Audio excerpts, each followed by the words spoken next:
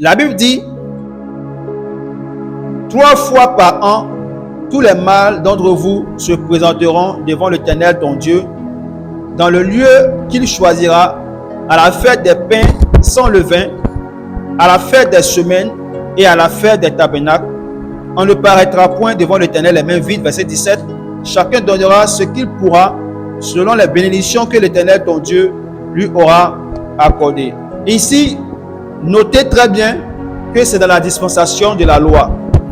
C'est-à-dire un fait, je parle du contexte dans lequel ce verset où Dieu a dit cette parole. Il est bien à préciser aussi que c'était dans un contexte précis où Dieu demandait à son peuple de venir pendant 3 fêtes, que je cite, les fêtes des pains sans levain, la fête des semaines et à la fête des tabernacles. À ces 3 fêtes-là, ils doivent venir au tabernacle. Ils doivent venir dans la présence de Dieu. Et c'était un seul lieu. La présence de Dieu n'était pas partout. On rencontrait Dieu au tabernacle. Ils devaient aller avec leur offrande. Ma reine le disait pendant sa réponse, si on doit tenir compte de ce test et utiliser des tests pour faire les offrandes, il faut que ça soit utilisé dans son contexte. Les offrandes dont on parle ici, là, sont les offrandes qui doivent être faites pendant les fêtes des chrétiens. Si les chrétiens célèbrent Jésus en mars ou dans la fête de Pâques, c'est-à-dire chaque Pâques, les chrétiens doivent venir à l'église avec une offrande. Si on célèbre la naissance de Jésus en décembre, et chaque décembre, on doit venir à l'église avec des offrandes. Donc déjà, c'est hors contexte.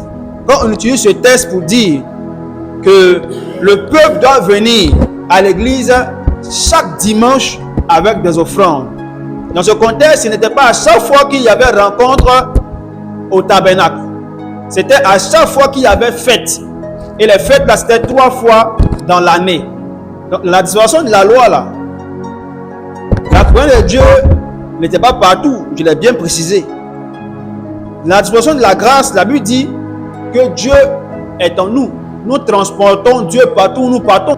Donc, la notion de dire on ne paraîtra pas devant l'Éternel les mains vides, c'est-à-dire hors sujet dans nos dispensations, parce que ça n'a plus de sens. En leur temps, on pouvait comprendre. Parce que Dieu n'était pas partout, on partait rencontrer Dieu au tabernacle. Et le tabernacle était réparti en 3. La tente d'assignation, le lieu saint et le lieu très saint.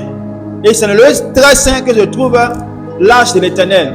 Et c'est dans ce lieu-là que le principal sacrificateur va offrir à Dieu des sacrifices pour le pardon du péché du peuple. Et personne ne pouvait parler avec Dieu chez lui. 10 en 1, pendant qu'il était en train de parler, il m'a interpellé dans sa réponse où il a dit que Jésus lui-même partait à la montagne. Est-ce qu'il faisait offrande là-bas?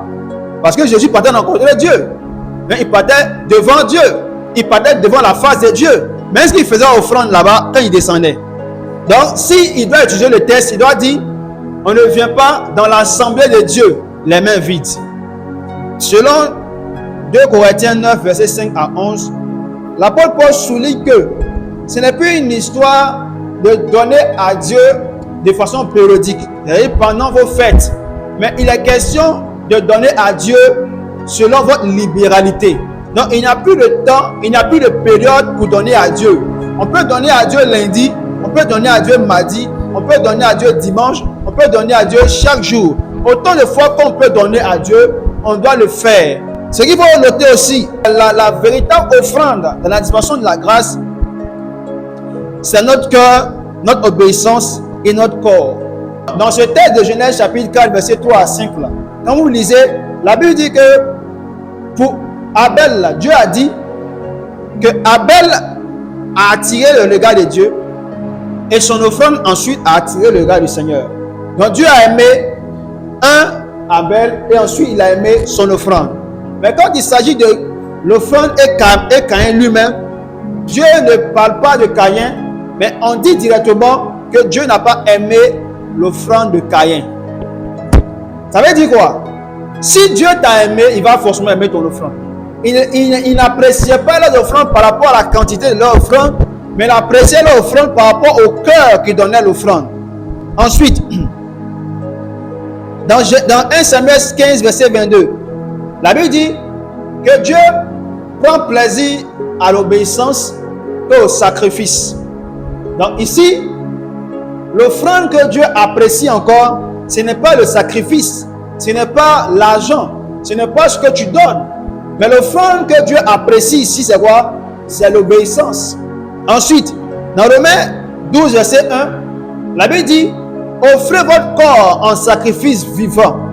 C'est ce qui sera un culte raisonnable. Donc, pour Dieu, aujourd'hui, quand tu dois faire une offrande, c'est ton corps qui l'attend. C'est ton corps qui le recherche. C'est ta vie de sanctification. C'est ta vie de pureté. Quand il dit ton corps que Dieu cherche là, ce n'est pas juste ta présence à l'église. Mais ce que Dieu veut, c'est que ton corps là ne s'adonne pas à toutes sortes de péchés. Que tu t'éloignes de l'impudicité, que tu t'éloignes du mensonge, que tu t'éloignes de la fornication, que tu t'éloignes de la cupidité, que tu puisses t'éloigner de tout ce qui ne glorifie pas Dieu. C'est en cela qu'on dira que tu offres ton corps en sacrifice pour un culte raisonnable. Lorsque Ananias et Saphiras sont venus déposer une partie de leur argent et ils ont calé l'autre partie, la Bible dit quoi? Ils sont tombés morts sur les champs devant les yeux du peuple. Puisque chacun donnait selon ses biens, certainement il y a certains qui n'avaient rien donné, mais eux ils ne sont pas tombés morts. Et certainement il y a d'autres qui avaient donné moins que Saphiras et Ananias. Mais eux ils ne sont pas tombés morts. Mais ceux qui sont tombés morts, c'est ceux qui avaient le cœur détaché de Dieu. C'est ceux qui n'avaient pas le cœur dans la soumission à la parole de Dieu. Donc, ici, le problème n'était pas l'offrande. Ici, le problème, c'était le cœur de Saphiras et Ananias. Donc, quand l'homme de Dieu, ou celui qui préside les offrandes, arrive à faire comprendre au peuple de Dieu que ce sont ces trois offrandes-là que Dieu exige de nous. Cet homme qui a écouté le message, il sait qu'il ne s'agit pas de son argent, mais il s'agit de sa vie, qui doit être une offrande de qualité à Dieu. Quand il donne à Dieu, on ne doit pas le contraindre avec un bénéfice en retour. Sinon, ça devient du business. Quand on prend la parole et on dit que si tu donnes à Dieu, Dieu va te bénir. Si tu donnes à Dieu, tu vas t'enrichir. Si tu donnes à Dieu, tu seras élevé. Si tu donnes à Dieu, tu vas moissonner. C'est comme si on conditionne la personne qui donne, n'est-ce pas, à donner. On lui dit que si tu donnes, tu vas recevoir en retour. Donc donner à Dieu devient un business. Alors que donner à Dieu à la base est un acte d'amour.